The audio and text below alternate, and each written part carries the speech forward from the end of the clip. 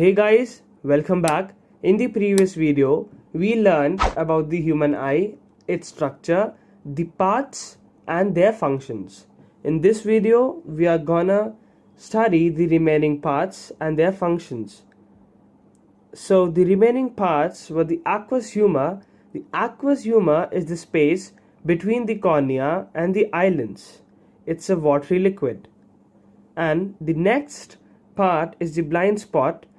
As we know, at the junction of the optic nerve and retina in the eye, there are no light sensitive cells, which means there are no rods and cones, due to which no vision is possible at that spot. This is called the blind spot. Thus, blind spot is a small area of retina insensitive to light where the optic nerves leave the eye. I think all the parts are over. So let's study in detail the working of the eye.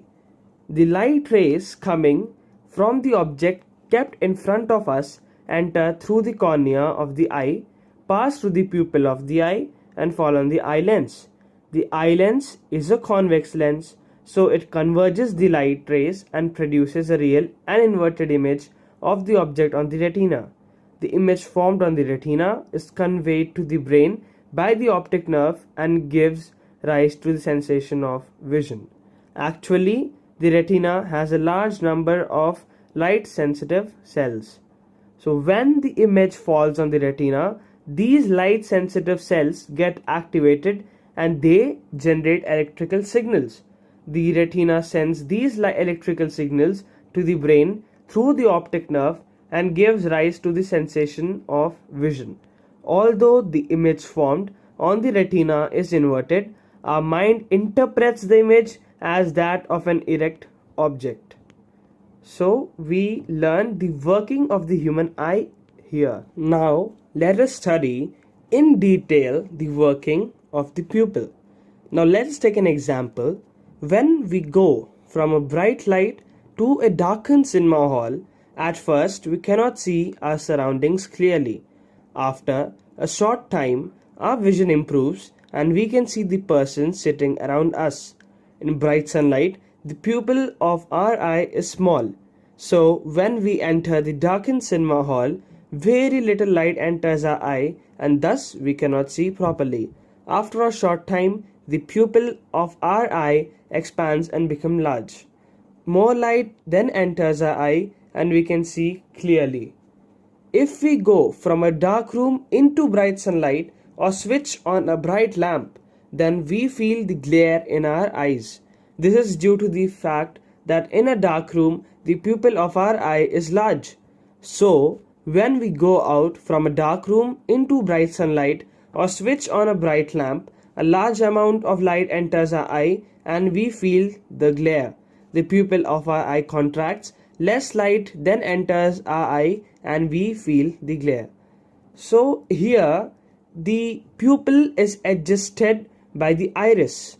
Even when we go from a dark room to a bright room or vice versa, the iris controls the size of the pupil so that limited amount of light enters the eye when we are in the bright sunlight, or it expands the pupil to absorb all the light present in the dark room. Now let us study the function of rods and cones in more detail. The retina of our eye has large number of light sensitive cells, and as I told you, there are two kinds of light sensitive cells, that are the rods and cones. Rods are the rod shaped cells present in the retina of an eye which are sensitive to dim light. We can see things to some extent in a dark room due to the presence of rod cells in the retina of our eyes. Nocturnal animals are the animals which sleep during the day and come out at night. So the nocturnal animals like the owl have a large number of rod cells in their retina which help them to see properly during the night when there is not much light.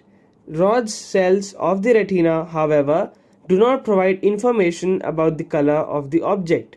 Cones are the cone-shaped cells present in the retina of an eye which are sensitive to bright light. The cone cells of the retina also respond to colors. Cone cells cause the sensation of color of objects in our eyes.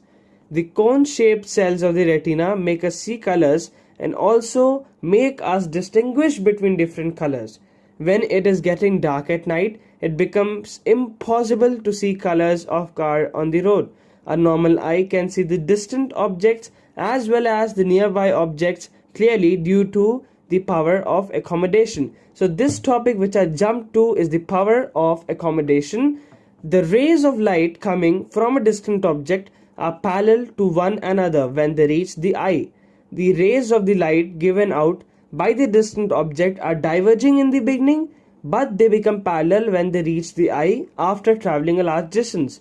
The parallel rays of light coming from a distant object need a convex eye lens of low converging power to converge them or focus them to form an image on the retina of the eye. The convex eye lens of a low converging power is the one having a large focal length and is quite thin. The rays of light coming from a nearby object are diverging when they reach the eye. The diverging rays coming from a nearby object need a convex eye lens of high converging power to converge them or focus them to form an image on the retina of the eye. The convex eye lens of high converging power is one having a short focal length and it's quite thick. So what is power of accommodation in fact? That we will study in the next video. Till then, tada, bye bye.